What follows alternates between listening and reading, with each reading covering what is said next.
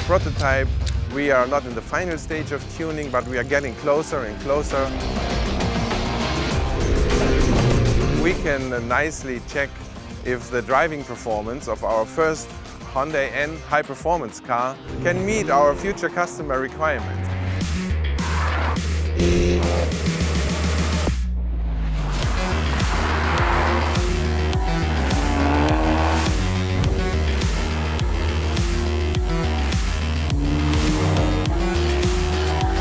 The Hyundai N stands for Namyang, so the N of Namyang is represented in the Hyundai N, and also the Nürburgring stands for the N. We love the corners, and there are plenty of funny and challenging corners out here.